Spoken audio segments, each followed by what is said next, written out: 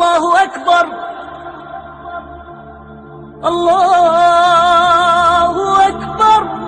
بیٹھ جائے بھائی، جو بھائی جہاں کھڑا ہوا ہے وہیں پر بیٹھ جائے. بہت قیمتی وقت ہے، عصر کے بعد کا وقت بہت قیمتی ہے. اول تو دوستوں بزرگوں پوری ہی زندگی جو بہت قیمتی ہے، جو اللہ تعالیٰ نے ہمیں 60-70 سال کی زندگی مرحمت فرمائی، یہی بہت قیمتی ہے. پھر عصر کی نماز کے بعد کا وقت تو اور زیادہ قیمتی ہے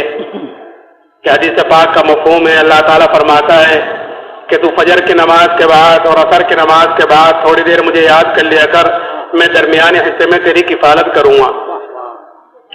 تو زندگی قیمتی، پھر عصر کے بعد کا وقت قیمتی، پھر اللہ کے راستے میں نکل کر اس کی قیمت اور بڑھ جاتی ہے کہ اللہ کے راستے کی ایک صبح اور ایک شام دنیا اور دنیا میں جو کچھ ہے ان سب سے بہتر ہے. اس لیے کہ ہم سب کے سب اس وقت اللہ کے راستے میں ہیں. لیکن وقت یہ بہتر جب بنے گا اور یہ قیمتی وقت جب بنے گا جب ہم اس وقت کو قیمتی بناویں گے. نہیں تو وقت تو گزرنے کے لیے گزر رہا ہے. کس کی کتنی زندگی گزر گئی ہے ہر ایک کو پتا ہے، آگے کس کی کتنی باقی ہے یہ کسی کو کچھ پتا نہیں ہے. اس لیے حدیث پاک کا مفہوم ہے کہ سورج جب روزانہ نکلتا ہے تو وہ یہ اعلان کرتا ہے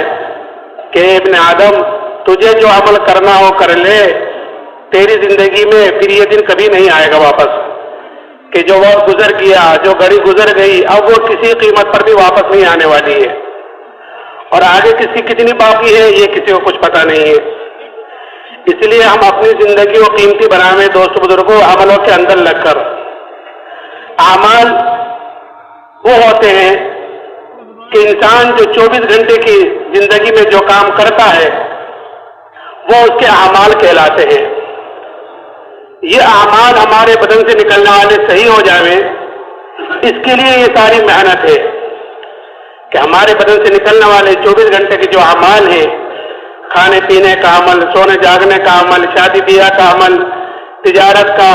ملاقاتوں کا، جہاں آدمی جو کام کر رہا ہے وہ اس کے اعمال کہلاتے ہیں. کہ یہی اعمال غیر بھی کرتے ہیں، ایسا کام غیر بھی کر رہے ہیں، اور یہی چیز مسلمان بھی کر رہا ہے. فرق اتنا ہے اس کے اور ہمارے کام میں، ان کے اور ہمارے اعمال میں کہ ہمیں اعمال کا طریقہ بتلایا گیا ہے کہ جناب رسول اللہ صلی اللہ علیہ وسلم کی زندگی گزارنے کا جو طریقہ لے کر آئے ہیں کہ وہ طریقہ کہ اس طریقے کے مطابق ہماری زندگی ہو جائے یہ ہمیں بتلایا گیا ہے. لقد کان لکم فی رسول اللہ اسوۃ حسنہ، کہ تمہارے لیے زندگی گزارنے کا جو بہترین نمونہ ہے وہ تمہارے پیارے نبی کی زندگی ہے کہ کل قیامت کے دن ہر ایک کو ہم اس نمونے کے مطابق دیکھیں گے. تو اس لیے میرا محترم بزرگوں دوستو، ہمیں اپنے اعمال کو صحیح کرنا ہے نبی کے طریقے کے مطابق چل کر. دوستوں بزرگوں بات یہ ہے کہ اللہ تعالیٰ نے ہر انسان کے ساتھ 2 نسبتیں لگا رکھی ہیں. ہر انسان کے ساتھ 2 نسبتیں لگی ہوئی ہیں، اور نسبت جتنی بڑی ہوتی ہے، نسبت جتنی اونچی ہوتی ہے، ذمہ داری بھی اتنی ہی بڑی ہوتی ہے، اتنی ہی اونچی ہوتی ہے. مثال کے طور پر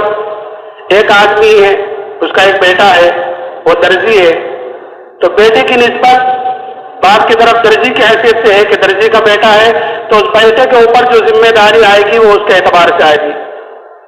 کوئی انجینئر ہے، کوئی ڈاکٹر ہے، کوئی وکیل ہے، کوئی دھوبی ہے، اس کا بیٹا ہے تو اس کی نسبت اس کی طرف لگائی جائے گی کہ دھوبی کا بیٹا ہے، درزی کا بیٹا ہے، وکیل کا بیٹا ہے، تو نسبت اس کی طرف لگی ہوئی ہے. تو اس بیٹے کے اوپر جو ذمہ داری آئے گی وہ اس کے اعتبار سے آئے گی کہ جتنی اونچی نسبت، جتنی بڑی نسبت ہوتی ہے. ایسے ہی ایک لڑکا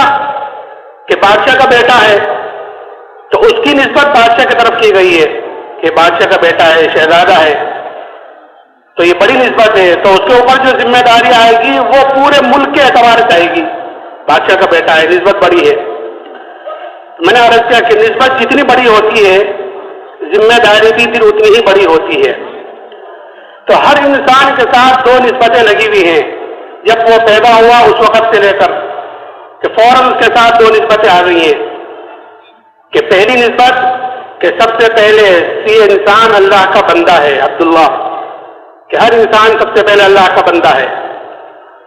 کہ اللہ کا بندہ ہونے کے ناطے جو اس کے اوپر ذمہ داری آئی ہے کہ یہ انسان اپنی ذات سے دیندار بن کر زندگی گزارے کہ میری زندگی کیسے دین آئے اس کی فکر کرے، کہ بندہ سچا بندہ بن کر زندگی گزارے، کہ نسبت لگی ہوئی ہے اللہ کی کہ ہر انسان اللہ کا بندہ ہے۔ دوسری نسبت کہ ہر انسان جناب رسول اللہ صلی اللہ علیہ وسلم کا امتی ہے، تو امتی ہونے کی نسبت جو اس کے اوپر ذمہ داری آئی ہے کہ وہ یہ ہے کہ اپنی زندگیوں میں دین کو لاتے ہوئے دوسروں کی فکر کرے، کہ یہ ذمہ داری بھی دے کر گئے ہیں حجۃ الوداع میں، بلغوا عنی ولو آیا، کہ دوسروں تک پہنچاؤ اگرچہ ایک ہی آیت کیوں نہ ہو، یعنی چھوٹی بات کیوں نہ ہو دین کی، کہ وہ دوسروں تک پہنچاؤ، یہ ذمہ داری بھی ہم پر ہے۔ تو اگر کوئی انسان ان دونوں ذمہ داریوں کو لے کر چل رہا ہے تو دوستو بزرگوں، اللہ کیا اس کی حیثیت ہے، اللہ کیا اس کا مقام ہے، اللہ کیا اس کی قدر و قیمت ہے۔ اور اگر کوئی ان دونوں ذمہ داریوں کو پورا نہیں کر رہا ہے کہ اپنے طرف سے بھی غفلت ہے، دوسروں کی طرف سے بھی غفلت ہے، دونوں ذمہ داری کو پورا نہیں کر رہا ہے، تو اتنا ہی اللہ کیا وہ بے حیثیت ہے، اتنا ہی اللہ کیا وہ بے قیمت ہے۔ اور اگر دوستو بزرگوں، کیونکہ نسبت دو ہیں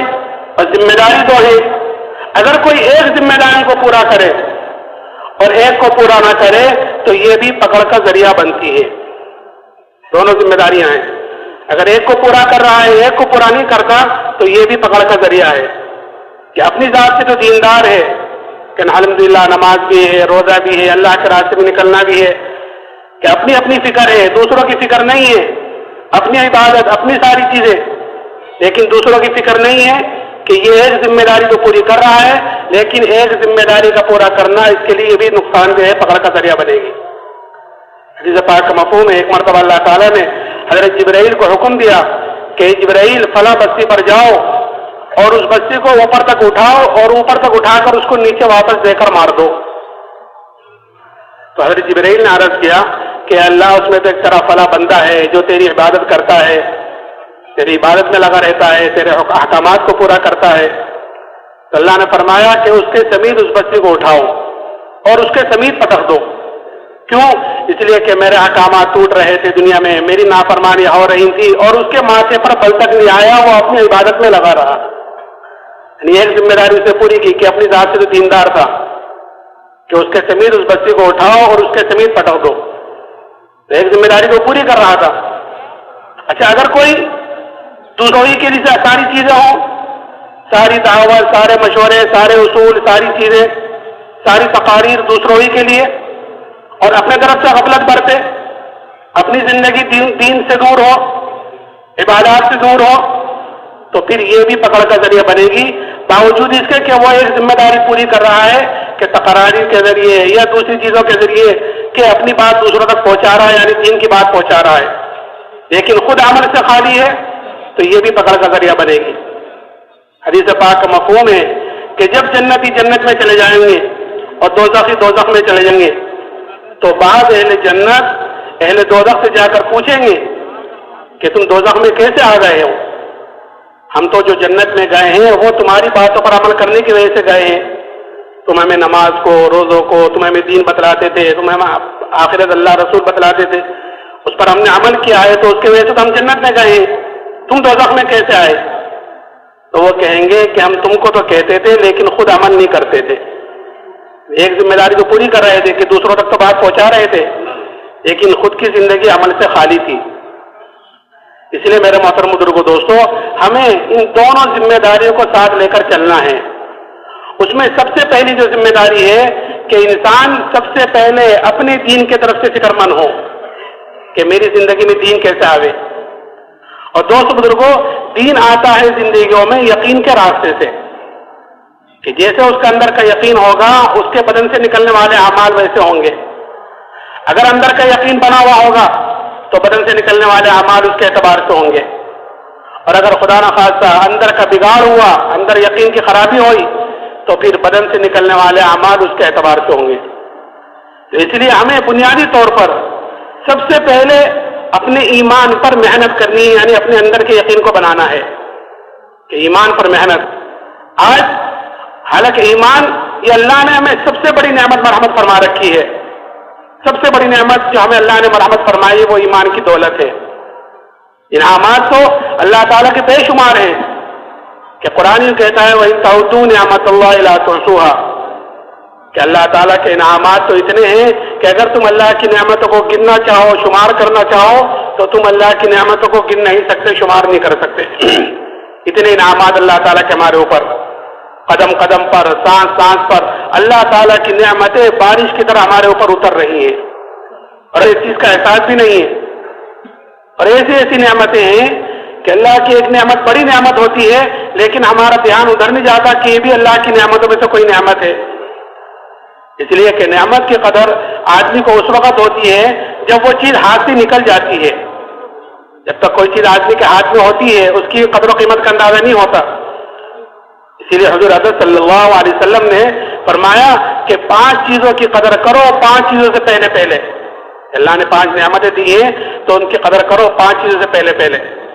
حضور حضرت صلی اللہ علیہ وسلم کے جملے چھوٹے ہوتے ہیں لیکن جامع ہوتے ہیں 5 چیزوں کی قدر 5 چیزوں سے پہلے فرمایا کہ جوانی کی قدر کرو بڑھاپے سے پہلے کہ جوانی ایک مرتبہ چلی گئی اب کسی قیمت پر واپس نہیں آنے والی ہے کہ جوانی قدر کہ جوانی کی عبادت اللہ کیا مقبول ہے کیونکہ اس میں عذاب قوی ہوتے ہیں آدمی کے اندر خواہشوں کا بھی زور ہوتا ہے کہ وہ آدمی اپنی خواہشوں کو قربان کر یہ آدمی اپنی جوانی اللہ کی عبادت میں اس کے دین کو پھیلانے میں کہ اپنی جوانی لگاتا ہے تو پھر ایسی جوانی کی عبادت اللہ کا مقبول ہے وہ 7 آدمی جو کل عرش کے سائے کے نیچے ہوں گے ان میں ایک وہ جوان بھی ہوگا جو جوانی میں اللہ کی عبادت کرتا ہوگا تو جوانی کی قدر بڑھاپے سے پہلے فرمایا مالداری کی قدر کرو تنگ دستی سے پہلے اللہ نے مال دے رکھا ہے اس کی قدر کیسے پہلے کہ تنگ دستی سے پہلے کہ اللہ ہاتھ میں مال تھا کہ صدقہ خیرات الله أكبر